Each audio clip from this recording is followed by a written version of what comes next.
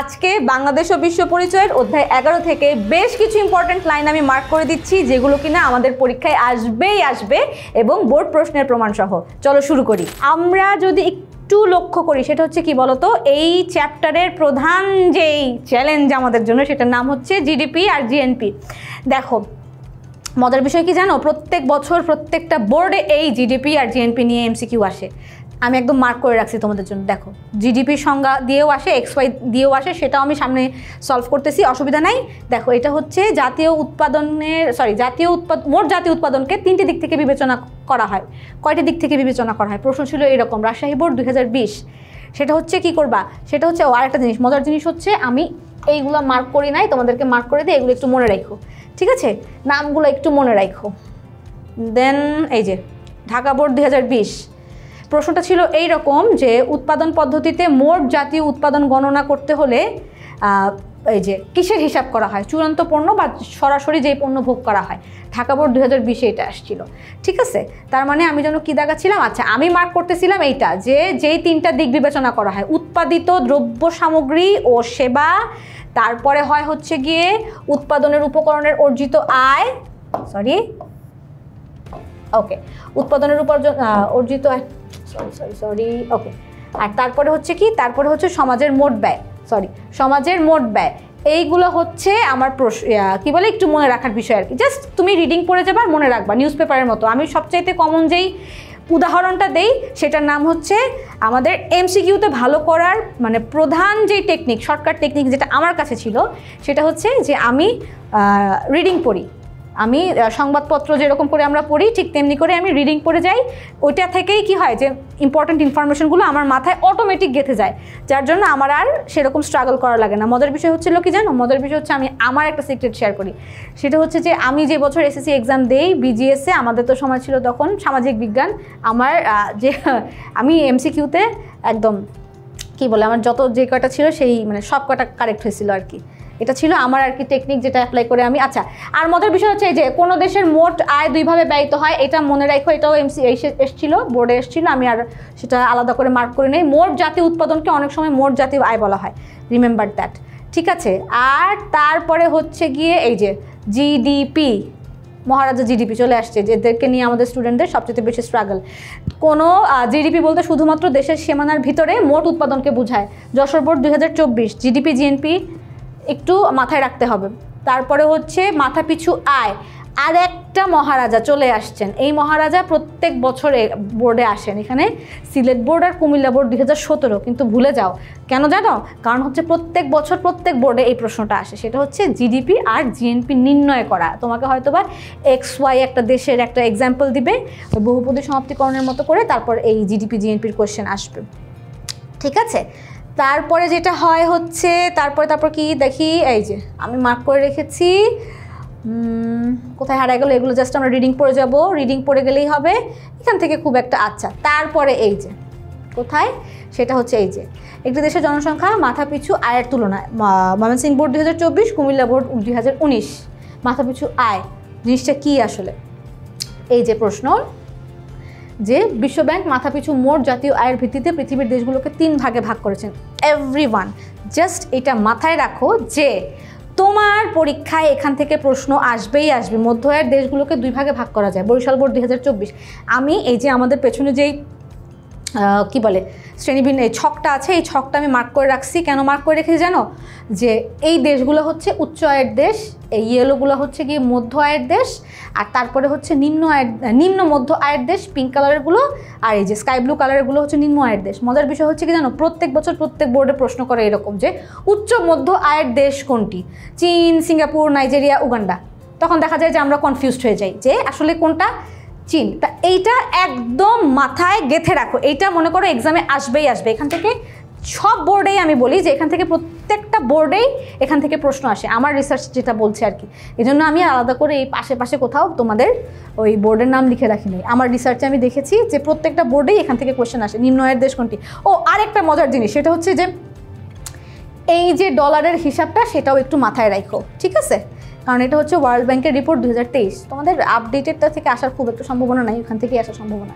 আচ্ছা, তারপরে এই যে দেখো, বলছিলাম না যে প্রত্যেক বছর প্রশ্ন আসে, দিনাজপুর বোর্ড 2024, যশোর বোর্ড 2019, যে মধ্য আয়ের দেশ, নিম্ন আয়ের দেশ, নিম্ন মধ্য আয়ের দেশ, উচ্চ আয়ের দেশ আসবেই, ঠিক আছে। আচ্ছা, তারপরে হচ্ছে কোথায় গেল, এই যে এই লাইনগুলো সেম জিনিস। বাংলাদেশের অর্থনীতির বৈশিষ্ট্য, বাংলাদেশের অর্থনীতির বৈশিষ্ট্য কি? কৃষি প্রধান। এখান থেকে তো ওই যে আমি তোমাদেরকে বললাম, আমি যদি এখানে বোর্ড নাম্বার লিখতে যেতাম তাহলে কি হতো, আর সব জায়গা ভরাট হয়ে যেত, আর কোনো জায়গা ফাঁকা থাকতো না।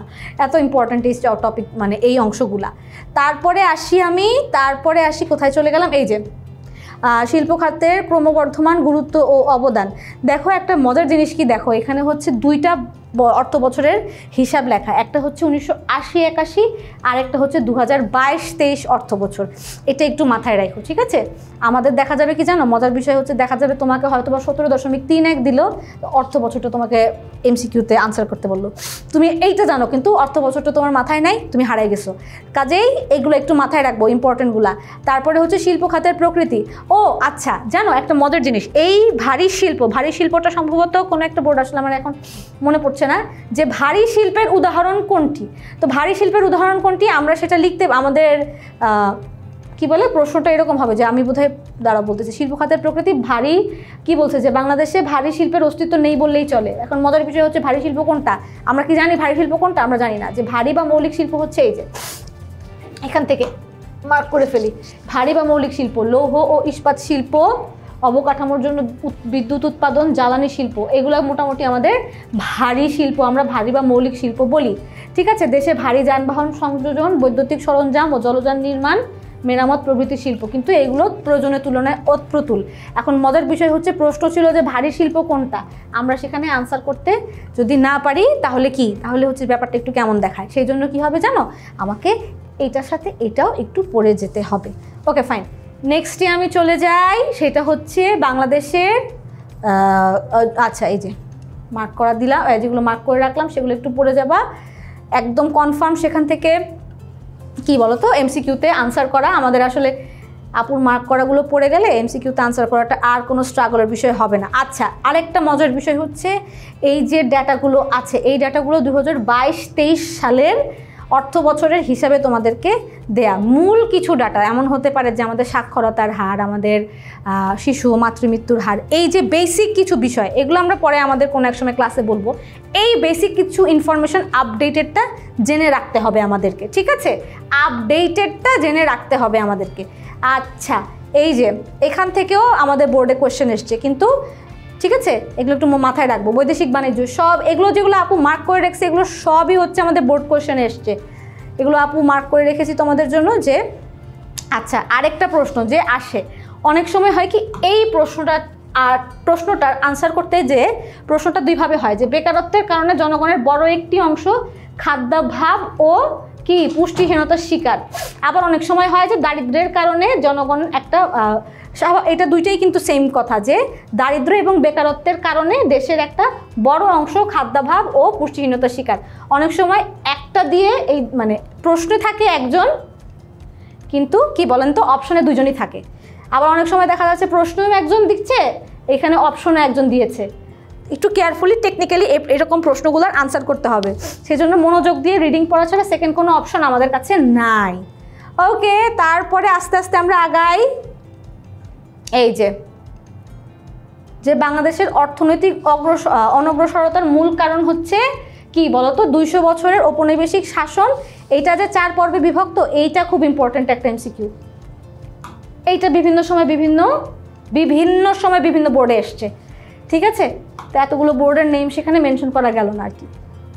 তারপরে যাই, তারপরে দেখি, তারপরে এই যে দেখো সুকৃষি উন্নয়নের প্রশ্ন ছিল একটা, যে কৃষি উন্নয়নের জন্য সুলভ কৃষি ঋণ একটা বড় উপাদান। তোমাকে অনেক কিছু দিবে, সারের কথা বলবে, তোমাকে কৃষকের ঋণের কথা বলবে, কিন্তু তোমার মাথায় রাখতে হবে যে কৃষি ঋণটা হচ্ছে একটা বড় উপাদান। ফাইন। আচ্ছা, তারপরে যে ঢাকা বোর্ডের 2020-এ এসছে প্রাকৃতিক দুর্যোগ কৃষিক্ষেত্রে একটি বড় বাধা। ওকে, যেটা এই যে দেখো চট্টগ্রাম বোর্ড 2020-এ এসছে এই যে ভারী শিল্প। তোমাদেরকে বললাম না যে ভারী শিল্প কি, স্টুডেন্টরা আনসার করতে পারে নাই। চট্টগ্রাম বোর্ড 2020-এ এই প্রশ্নটা এসছে। এই যে এই যে তাহলে আমি মোটামুটি যে লাইনগুলো মার্ক করে দিয়েছি এগুলো আমরা একটু মনোযোগ দিয়ে পড়ে যাব। তাহলে বলা যায় আপু আশা করছি এবং আপু কনফিডেন্ট যে 100-তে 100 এখান থেকে আমাদের এমসিকিউ কমন আসবে। এই যে আরেকটা হচ্ছে ইম্পর্টেন্ট সেগমেন্ট যেখানে কিনা দিনাজপুর বোর্ড 2024 আর বরিশাল বোর্ড 2019-এ এখান থেকে প্রশ্ন আসছে, ঠিক আছে।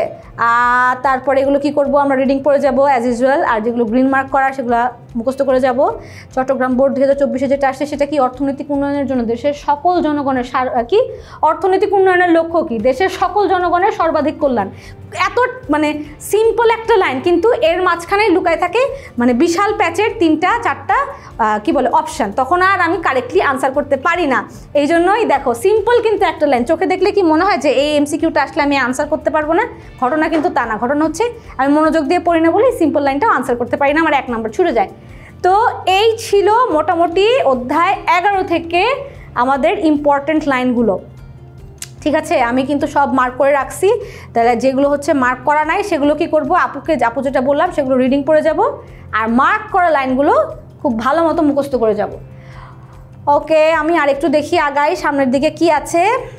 এখান থেকে আমাদের বোর্ড কোশ্চেন আসছে বিভিন্ন সালে বিভিন্ন সময়ে। ওকে, আরেকটু আগাই সামনের দিকে যাই, দেখি। এই যে শেষ আমাদের আসলে কি হবে বলো তো, এই যে যেটা বলি অলমোস্ট শেষের দিকে আমরা চলে আসছি। ফাইন, তাহলে এই যে তার 1 মিনিট আচ্ছা, এই যে কোথায় চলে গেল, এই যে বরিশাল বোর্ড 2020, বাংলাদেশ পণ্য আমদানি করে এমন দেশগুলোর মধ্যে শীর্ষস্থানে কখনো থাকে চীন, কখনো থাকে ভারত। যে কোনো একটা নাম লেখা থাকতে পারে, তবে চীন ভারতের নাম মনে রাখো, তাইলেই হবে, 2টা থেকে একটা। আর এই যে উন্নয়ন কার্যক্রমে বাংলাদেশকে ঋণ বা অনুদান দানকারী যে সংস্থাগুলো আছে একটু মাথায় রেখে যাও। ওকে, সো এই ছিল আমাদের অধ্যায় 11-এর ইম্পর্টেন্ট লাইন, যেগুলো কিনা আমাদের এমসিকিউতে আসবেই আসবে। ওয়েল স্টুডেন্টস, আমরা তো আজকে বাংলাদেশ ও বিশ্ব পরিচয়ের একটা চ্যাপ্টারের সাজেশন পেলাম। তোমরা যদি বাংলাদেশ ও বিশ্ব পরিচয়ের ফুল সাজেশন পেতে চাও অথবা অন্যান্য সাবজেক্টের ফুল সাজেশন পেতে চাও, তাহলে জয়েন করো আমাদের এক্সক্লুসিভ গ্রুপে, আর গ্রুপের লিঙ্ক আমি কমেন্টে দিয়ে দিচ্ছি। ওয়েল, তাহলে দেখা হবে তোমাদের সাথে অন্য কোনো একটা ক্লাসে।